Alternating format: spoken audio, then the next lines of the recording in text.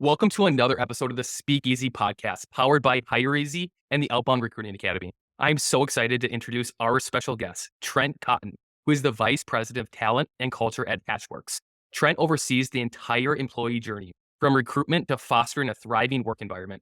At HatchWorks, Trent's role is pivotal in shaping the company's success through its people. With a keen focus on talent acquisition, he spearheads the development and implementation of strategies that ensure alignment between recruiting and the company's values and mission. So without further ado, welcome to the podcast. Thank you so much. Can you write that down and send that over to me? That was a hell of an introduction. I always get that when people come on the podcast, they're like, man, the sweet intro. It's like, wow, I sound important, like I know what I'm doing. Well, you have a lot to offer. I'm so excited to jump in. We always ask, how'd you get into recruiting, talent acquisition? Tell me a little more about what you're currently doing right now. I got into recruiting because I hated working with recruiters. Well, while I was going through school, I worked full time as a banker, and I thought graduating, that's what I wanted to do. I kind of had my career trajectory and did business lending, personal lending, wealth, mortgage. And I kind of got to a point, and my daughter was about one and a half at this time. And I said, a loan's a loan. I have financed large real estate things. I have financed large doctor practices, churches, a brick company, which was fascinating. But I was just kind of bored. And so growing up, my grandmother always taught me, if you don't like something, go and break it and then make it how you want. And so I kind of took that lens and said, all right, what in business do I think is severely broken? And it was really easy, HR. I took a contractor position working for a bank, so there was still some similarity there. Spent the first 6 or 9 months being trained by recruiters whose sole mission, I think, was to tell me that I would never make it. But I had something that they didn't have. I could speak business to our clients. I knew what back-end yield spread was. I know what portfolio runoff was. I could talk to a candidate and ask them 3 or 4 questions and determine really, really quickly through the math.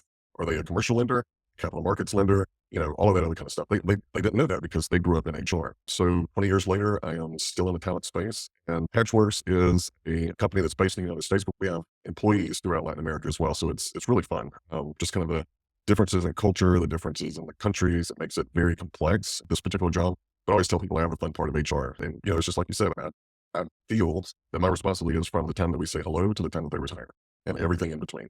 And then my partner in crime, Kathleen Wood, handles all the people operations. So the payroll, the benefits, the policies, the procedures, kind of the operation. But she and I are so intertwined. Like we have a weekly 101, but it's more like a daily 101.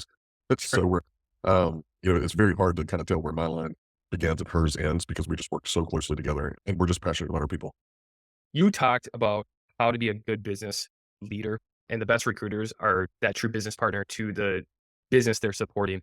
What strategies do you have for the listeners? I've always been told of utilizing and lead with data when you're going into those conversations and talk business, don't talk recruiting. Walk me through some strategies and things that you teach to help the recruiting team. It's kind of weird now, 20 something years later, to see how much of a shift HR has made because whenever I got into HR, I was the weirdo. I was speaking business. I was thinking about HR from a commodity standpoint. And my view hasn't changed that I see myself as the portfolio owner of talent, which is, by the way, the largest expense any company has and the largest revenue returning asset. So that, to me, that's how critical this role is. So whenever I'm working with recruiters, if they don't know what they're recruiting for, I encourage them, go take a day and just do the role, walk alongside someone.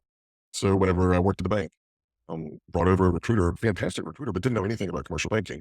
So I paid for her to go and spend 3 days over in Houston and Dallas. And all she did was go and make calls. She sat in on loan committee meetings. And whenever she came out, I said, what did you learn? She goes, oh my God, this is a complex job. But whenever she was able to recruit candidates, she was able to connect with them on a different level and say, oh my God, I had to sit through a loan committee. How in the world do you do that every day? And it kind of got them to put their guard down and she was able to go in and kill.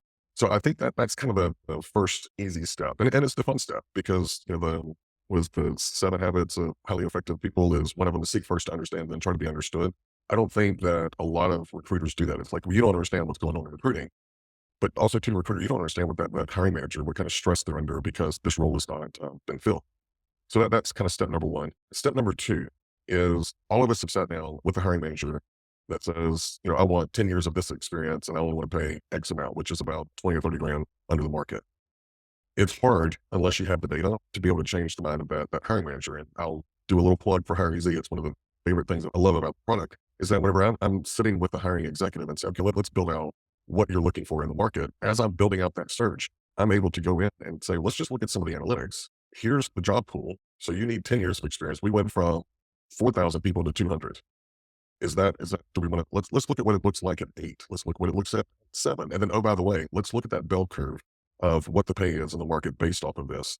And I find that that is a very effective, and it's also a very nice soft approach to directing that hiring manager it to reality. A lot of times, worked with someone not too long ago, and they were like, "We need someone with 7 years of AI experience." I said, "7 months right now is a damn senior level." But I mean, it's moving at such a pace. Let's level set here. But having a tool like that to be able to show them on the screen and then turn around a PDF and send it out to them, I think just helps us be able to level set what those expectations are in terms of the market, in terms of the talent, in terms of delivery as well. That increases the credibility from the recruiting team and the recruiter working with that leader because then they're the subject matter expert the way it's Mhm. supposed to be. And you're not an order taker. You're really a talent advisor and Yes. understanding what the landscape. They always look at, hey, what's the landscape of our business? Where are we going to go? Where are we going to pivot? And you're Mhm. doing the same thing. And if Yeah. you lead with data and be confident in that, people sometimes are afraid because what if they say no? But in reality, you're building that credibility in that relationship because Mhm. you're the expert and then you can drive the process versus, hey, here's the hiring process that the hiring manager wants. I've seen so many times where you're working with 5 different leaders at an organization and 5 people want to do a different process and then you get 5 different results. Mhm. What strategies have you found most effective in attracting top talent and really driving the hiring process cohesively throughout the organization? The the job market right now, there's so much noise in what companies are trying to push. Okay. We've lost sight of EVP, or the employee value proposition. We've lost sight that a lot of the generations that are available to work now, they want to be connected to something larger than themselves. They want to believe in the company. They want the company to have ethics. They don't want to work for a company that eventually becomes a Netflix special for the wrong reasons, right? I'll just speak about HatchWorks. One of the things that I love, and it's one of the things that attracted me, is that we have HatchWorks, which is our company, and then we have Hatch Futures, which is our philanthropic arm. So the goal of Hatch Futures is we believe that we can change, break, modify the poverty cycle by exposing more youth to STEM. So just think about the impact there in the United States. So I sit in Atlanta. If I go to one of the outskirts of Atlanta, I start teaching young people, whether they're in junior high or high school, here's what an algorithm is. And it's not hard. All it is creating logic. And we've got a couple of different little activities that we do with them to get them over that mind bend of, I'm not smart enough for going into a tech career. And then now with the advent of AI, it's made it so much easier. I mean, you've got kids out there that are coding stuff using AI and doing better than some people that have been coding for 5 to 7 years. So we want to take advantage of that. So there's a huge impact that we have here in the United States. And it's gut wrenching sometimes, in a good way, to watch that light turn on with one of the kids in the classroom and they go, I can't do this, and to know that in their world, maybe all they see is I can run a gas station, or I can work here, or I can work here. Their view of what's available is severely limited. It is exponential, the impact, whenever you look at Latin America and what we're able to do. The dollar goes a lot further. So there are more avenues that we can do to be able to help and impress and do all of that. So I lay that groundwork because whenever we're talking to our candidates, we mention this as a passion. And I can tell you about 80% of the time we have them locked right then, right there, because they want to work for a company, especially in Latin America. They want to work for a US company that's going to turn around and reinvest in their community. And the pride that a lot of our employees have of being able to participate in these types of things. We've got a Hatch Futures Slack channel in Costa Rica yesterday. There's a school right across from our office, and they found out that they needed some whiteboards, some other little things. And so they gave us like this little, um, I would say maybe low scale, low cost list. And we just went above and beyond, brought them, I think, 7 or 8 TVs to go in the classroom. So that way they can It's teach amazing. doing, yeah.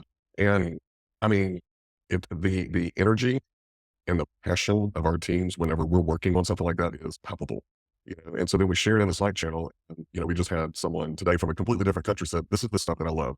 This is what makes me so proud to work for a company like HatchWorks. And to me, that's our strategy. Those are the kinds of people that we want, because if they're that passionate about helping other people, imagine how passionate they're going to be for our clients building the technology solutions that we're being contracted to do. For To me, sure. it's just one and the same.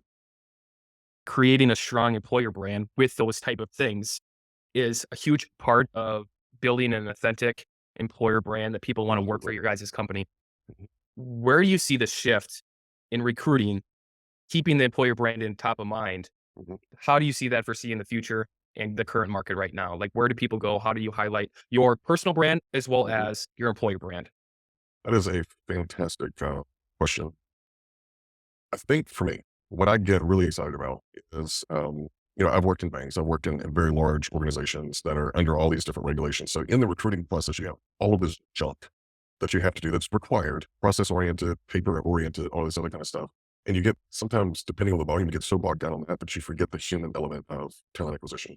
I think with the onset of AI and a lot of automation, I think it's going to free us up to really become those career advisors for our communities. And if it happens to be that, hey, we can bring this person on, fantastic. If not, then it's a way that we can invest in our community.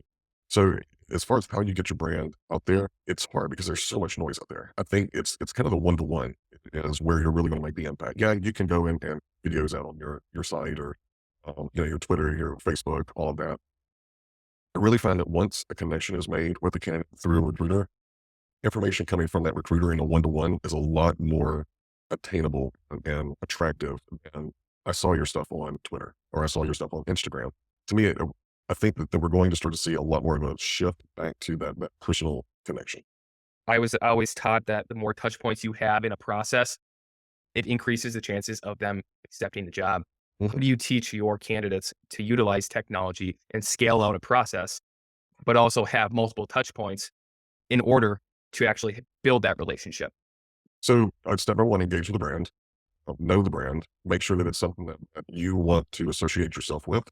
Because there's, over the last several years, we went from work over here, play over here to work-life balance, which was trash. There's no such thing.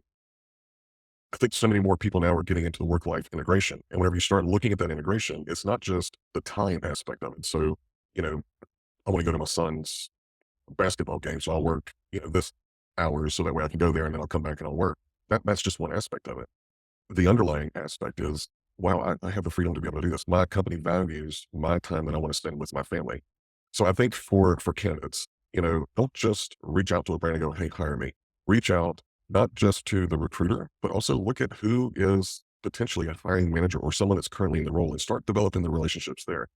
I can't tell you how many times throughout my career I've had a hiring manager or an employee go, hey, this person's reached out to me and I've talked to them a couple of times. I really like them. I really think they'd be a great fit.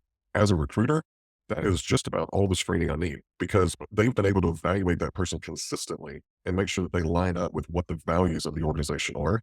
It's just my job to go and try and find them an opportunity. And so I'm definitely that person, that candidate that's been referred is going to lead to the top of the list. So if I were a candidate, three things: one, engage with the brand, do your research. Number two, find people that are currently in the role, connect with them, ask questions, get advice, go one level up.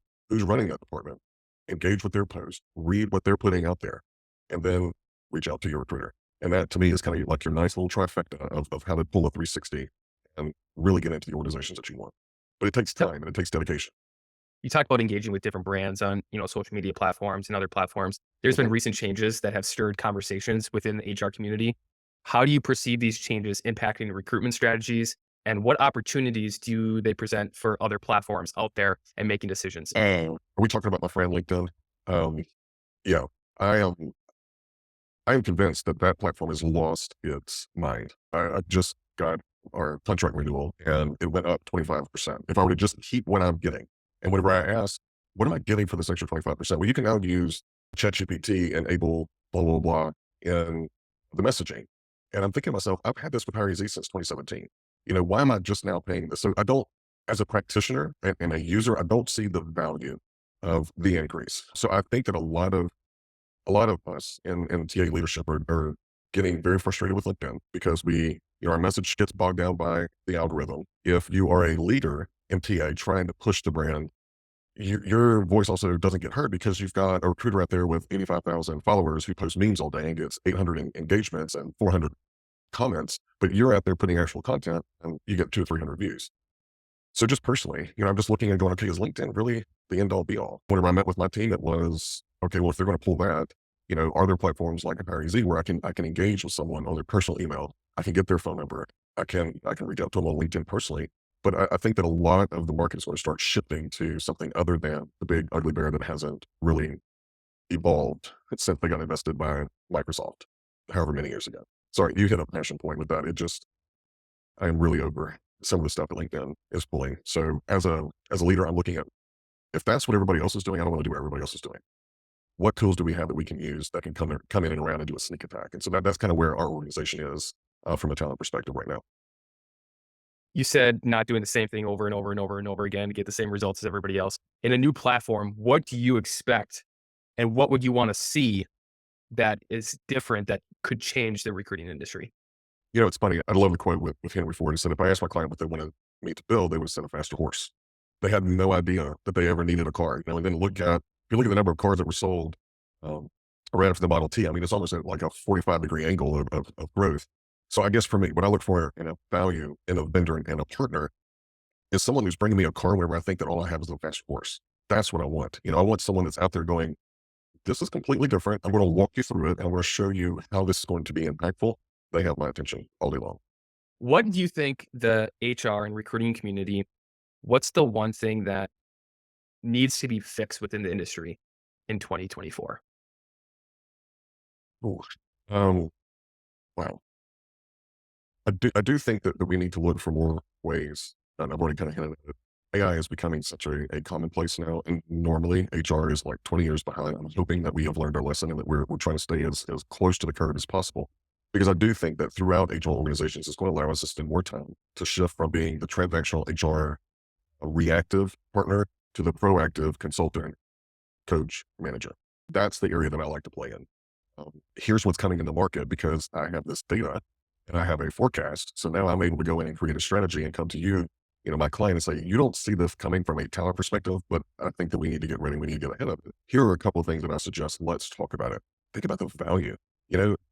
I hear so many HR people going, I need a seat at the table. No, you need to earn a damn seat at the table by bringing value to your clients. And so I think that that mindset is starting to shift, especially in some of the more progressive organizations. But I still think that throughout HR, I mean, I'm part of several panels and forums, and I still see it. The manager should do this and then get out of that ivory tower and get on the battlefield with them and then start telling them, this is how you need to run your operation. So I do think that AI is going to loosen up a lot of friction and a lot of consumption of time within HR to allow us to do the more value add, which is what the organization needs us to do. We own their people. Why are we not giving them the strategies to maximize that asset? What specifically does your recruiters and sourcers utilize AI for? Is it the reach out? Is it creating templates? What specifically All the is the above, most effective? everything. Because I've kind of conditioned them as like, do not put guardrails on AI, with the exception of making sure that you inspect what you expect. I use this analogy a lot with AI because, I do consulting for recruiting organizations. And a lot of them are like, well, do AI. AI's going to replace recruiters. And there's a lot of fact and fiction battles that are going on about the topic of AI in recruiting. I like to use the analogy of Iron Man. So Tony Stark, billionaire, brilliant business guy, super charming, absolutely just funny, great person to have, sexy. I mean, he's a badass, right? But then whenever he puts on that suit, he becomes a superhero. So it's an augmentation of AI. So he's able to get all these data points and he's still making the decision. He's still doing the work, but AI is over there doing and processing and saying, hey, watch out, guard your flank. So whenever I go into recruiting, that's kind of the method of what can AI assist us so that our recruiters become superheroes, so that they're spending more time in evaluating, they're looking at trends, they're comparing candidates in a very consistent way because they have time to be able to do it because we've automated some of the other stuff.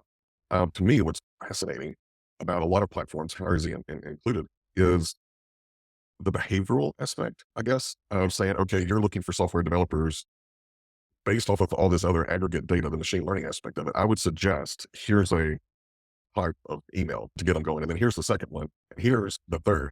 So they've taken out all the grunt work. I mean, sometimes that would take a week for me to create like a chain. And then I would have to go into Outlook or something else and schedule it. Now I can do it and go, "Oh, edit that. That doesn't sound like me. Throw an emoji in here, schedule, send, and I'm done." Did it last week. We've got a major hiring blitz for a pretty large project of data engineers. Went in, did the search, verified it with the client. They said, yeah, that's exactly the type of person we're looking for. Fantastic. I didn't send out 1,000 emails. I sent out 250 because I wanted it very, very targeted. And I created that. I think I changed 4 things of what was suggested in the tool. And all of them went out. We got, I would say, maybe 7 or 8 responses on the first one. And I had completely forgot that the other one was supposed to go out yesterday. Well, my email box went up last night and it's like, I'm going through the candidates and everything. But I love that. While I was sleeping, AI had already sent something out and it had like a little GIF in there of, it was something funny. I forgot what I put in there. It was brilliant though. But anyway, a lot of people, have been responding like, hey, I like the GIF. I'll sit down and I'll talk to you. That's all I need. I just need an at-bat. Get my team member to talk to that individual. If it takes a funny GIF to do it, I'm all about it. For sure. The percentages of response rate increases with the more messages that go Yeah. out. I think the best recruiters and sourcers utilize those cadences and put their marketing hat on and Hmm. email marketing and say, how can I best effectively get a response rate? I think the biggest KPI that organizations need to look at as they incorporate AI is the response rate. Because if Absolutely. you're getting a low response rate utilizing AI, you're probably doing the spray and pray method and it's Hmm. not effective. And you have to look at that specific message and still keep that authentic nature about yourself. Right. Um, but the more touch points you have, the increased chance of them making a hire, which is pretty cool. You know what's funny is one of my things whenever I've got a couple of different sequences for executives, and it's either the second or the third email. You usually get some kind of a response, even if it's an LOL or something. I at least get interaction from the candidate because it says in the subject it's Bon Jovi colon. I'm sorry, but other recruiters give me a bad name. You know, and then I have to make sure generationally that my target market would get it. Because, like, if I said that to my husband, he wouldn't know who it is. He's 13 Yeah. years younger than me. But most of the time, and I'll put like a little gif of, bad name in there, and they're like, "Oh my god, this is hilarious." You know what? I'll at least have a conversation with you. And sometimes that's all I need. For Because sure. I go into the conversation. One, of course, I want to make sure, is this candidate someone that is qualified and able to do the job? Two, do they align to the values of the organization? But even if they're not interested, I'm a 007. If I'm talking to a competitor, like, what are you guys saying? How do you guys pay? What are the projects that you work on? And candidates, loose lips, they'll just, spill it all out. So I'm able to not just maybe not make a hire, but I'm able to go in and meet with our CEO and say, our competitors, average gross margin is, 57%, and we're struggling to get to 47. Our salespeople are not doing what they're supposed to. I mean, that's just like an example. And And that, that's one way to increase credibility and be a true business absolutely, partner and show that you're a business partner versus just assuming, hey, I want to see it at the table. Those are the type absolutely. things of being an elite recruiter, Mhm. showing value to the business. And it's funny at the, whenever I worked at the bank, before I got into leadership, I was handling commercial and corporate banking, and talked to this one person, and we talked like over a year. We got to the point where, like, we were texting each other jokes that probably we shouldn't have been texting each other. But anyway, we were texting each other jokes. And then he sends me a text one day. He goes, "Man," I think he was working, it was Wells Fargo. He goes, "Wells Fargo just jacked up our incentive plan." I said, "Hey, give me a call. Let's talk about it tomorrow." So he went through it, and I was doing the side by side comparison, sent it over to our incentive team, and set up a meeting with the commercial division. I said, "I want a apples to apples comparison of all these different changes." Created a one pager, sent it over to marketing. Marketing dressed it up, and guess what? We turned around and sent it out to everybody that was on our list, and made like 50 or 60 hires over the span of 6 months of the top performers, because it was that one conversation, right? And that was the value. So, if I were to look at what a recruiter does a recruiter bring you that information, meet with marketing, meet with your incentive team, come up with a strategy, and turn around and send it out? Only the good ones do. And, in my just released a second book. It's called High Performance Recruiting. And that's one of the things that I find, is that good recruiters, the high performing recruiters, one, they are very goal oriented. So they are absolutely obsessed, and they're competitive, almost like internally driven by competition. I can definitely empathize with that. Even, if there's not a competition, I'm going to create one, because that's where I get my motivation. And that's how I check and make sure that I'm going through the progress. The other, so they have this grit, this adaptability, but they're also intellectually curious. So, you get a text from a candidate going, "Man, they just jacked up my incentive plan." A normal recruiter go, "Well, are you ready to make a move?" A high performance recruiter says, "Let's dig into that. What did they change? How can this be a strategic advantage for me, not to get this candidate, but to get every other candidate that's like them in the organization?" So I think that's those types of value add things for high performance recruiting. It comes natural to them. That's why they rise above the rest, because it's just part of who they are. It's crazy that you say that because when you're doing outreach to candidates, typically the rule of thumb is, hey, I send them an email and I don't get a response rate. In other There is nothing that platforms, sends me into orbit than hearing that. Oh my God. and the thing is, you don't know if that person has that faucet on or faucet off, if they Right. even receive that message. You don't get a bounce back, you don't get anything. In other platforms, what I've seen is the Mhm. open rate, click rate, how many times did they look at it? And that gives you next steps in your strategy of targeting folks. Walk Absolutely. me through some strategies that you've utilized with your teams to put that, hey, let's peel that next layer of the onion Mhm. to reach out to them in a different way, whether it's texting or give them a call or whatever it is, versus just relying, hey, I sent them an email and I haven't heard back, and I'll just wait for them to respond. Maybe Especially that's in a the loaded question. It is. It's just I'm trying to dial back thing, because you kind of triggered, just hearing that just it's like nails on a chalkboard for me. And again, it gets back into that one of those 7 traits of high performers. They have grit. They're not going to see it as an obstacle going, "I sent an email, they haven't responded." They're going to be looking for the phone number. They're going to be looking for, is this person, if they're in technology, are they on GitHub? Are they in forums? Um, you know, we ran an A/B test when we were doing some recruiting. So we did one that was funny, one that was very serious, and the open rate was the same. The click through rate was completely different. So we found that I wouldn't say the open rate was the same. It was slightly higher on the funny. The click rate was slightly higher on the professional. And so it was kind of like a green stop sign. Like, what the hell do we do with this? So we scratched that, combined a little bit of funny, a little bit of serious, and then measured the same thing. We saw that the open rate went up compared to the two. So we kind of created a baseline and said, okay, let's compare C to A and B. It increased about 20%. The click through rate increased by 30 or 40%. So it wasn't just they were opening and reading it, then closing it. They were opening, reading it, and engaging. And then we knew that we had something. And so we just started fine tuning that and getting it in and just iterating, to the point where when we sent that out, we had to limit the number of people that we sent it to because the open rate had gotten so incredibly high. We didn't want to create this top of the funnel, uh, Sure. just massacre where we weren't able to get to good quality candidates, right? Is that like an add-on of like an extension you utilize, or like how did you track that? Because like I mentioned, some platforms you don't even know if they even opened it. Right. So we used an email marketing platform at the time that measured everything. We could have, I think at the time, or uh, yeah, I think at the time they even had like behavioral things. It was a upcharge. We were using kind of the basic account, but it would even tell you where their mouse went in the email. Wow. So I mean, it was pretty fascinating from a behavioral aspect of how do I really get to that candidate. And for the recruiters, it was fun for them because they were learning something different. Our marketing team was teaching us this, and so they were able to take those skills and transfer them into recruiting, not just for this one project, but for everything. I mean, they started looking at our website sucks. We need more video content. The video content's boring. Why don't we add some emojis? Why don't we do this? So that, as a leader, that's what I like to do, is to expose the team to other functional areas that they can go and they can learn. One, it helps them recruit if we ever have an open position there. But more importantly, they're able to bring that knowledge back and transfer it so that we can transform recruiting. You talked about how you were in banking, now you're in tech. In recruiting, I feel like the recruiting fundamentals are the same, but how does one adapt from one industry to another and convince a new employer to take a chance on them as another recruiter in a different industry? I'll go one step back to the interview that I had as a contract recruiter. David Mejia was the interviewing manager for recruiting, and he says, "Why should I hire you?" I said, "Because I've actually had the recruiting." He goes, "But you haven't been a recruiter." I said, "And I would dare to say that neither has most of your recruiting team." I've had to go and find people from my competition that I wanted on my team. And as a sales leader, I remember one time I had this posted, a big post on my desk next to my phone, and my regional executive came in and he goes, and it was a list of names. He goes, "What is that?" I said, "That's my hit list." He goes, "Clients?" I said, "No, no, no. Those are target employees, that work for competitors." He goes, "Why do you call it a hit list?" I said, "Because they're either going to come work for me or they're going to come out miss it, but I'm tired of them eating my lunch. And that was my mentality. So whenever I came into recruiting, I kept that same thing. I would go and meet with the hiring executive and say, "Who's eating your lunch? Like, who's just mopping the floor with you?" And 9 times out of 10, they had a name. My job was just to go and get the information, the contact information, develop a relationship, and start trying to bring those people over. So I think that if you have that, the same thing applies from banking to sales to risk to tech. And tech is maybe a little bit different. Is who are your top performers? Why are they top performers? What are the soft skills that they have? What are the technical skills? What do we need to hire for today? And what do we need to hire for 2 years from now?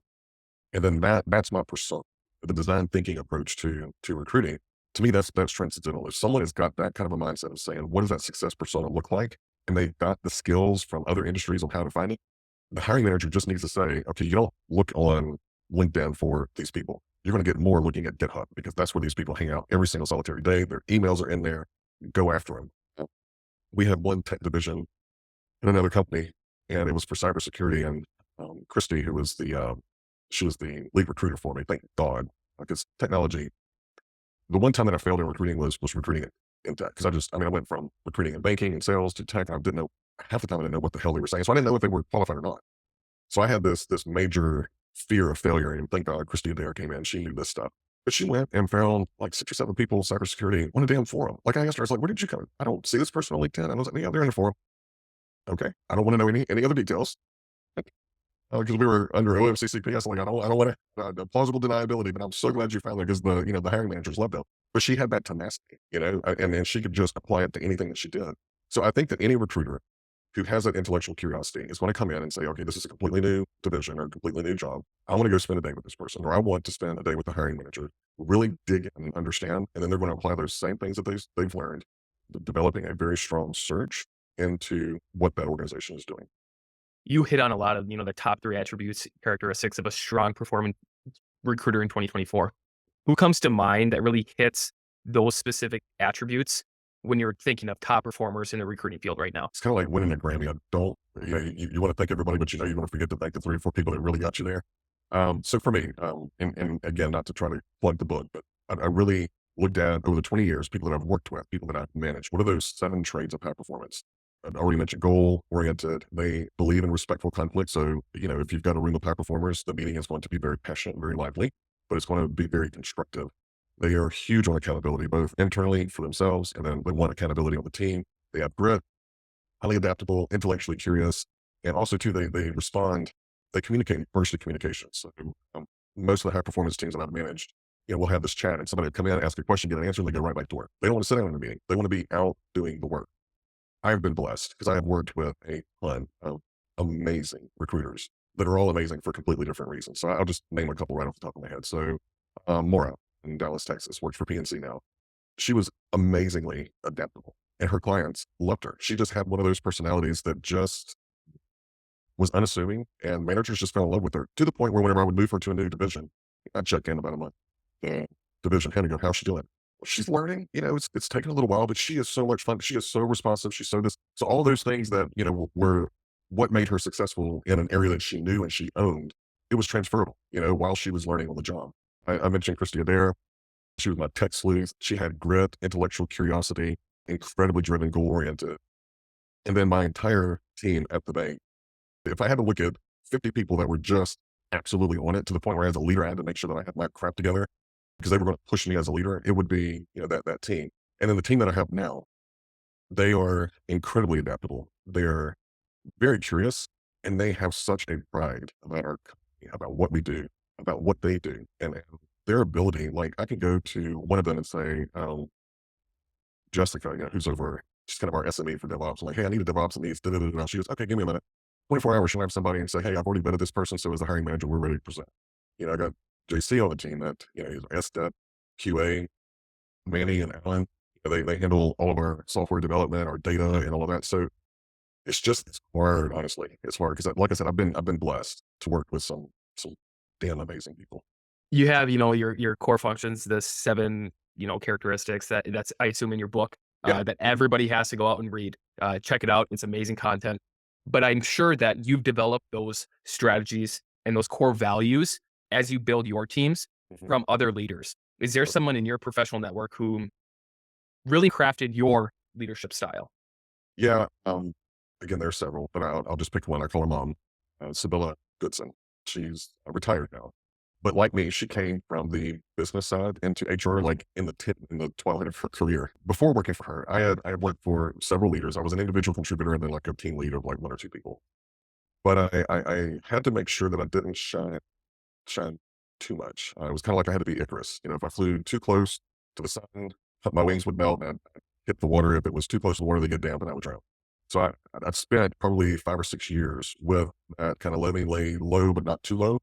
And Sibylla came in. She pushed me into a level of uncomfort where she knew that whenever my back's against the corner, I innovate.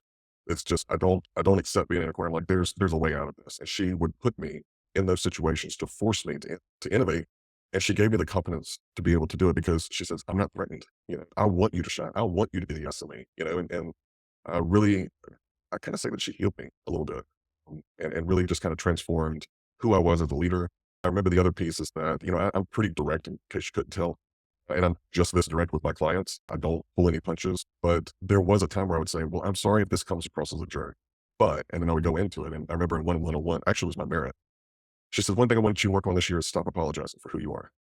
And at the time, personally, I was also going through something that she had no knowledge of. So that little bit of truth spoke, she thought it was just professional, but it went straight to my core.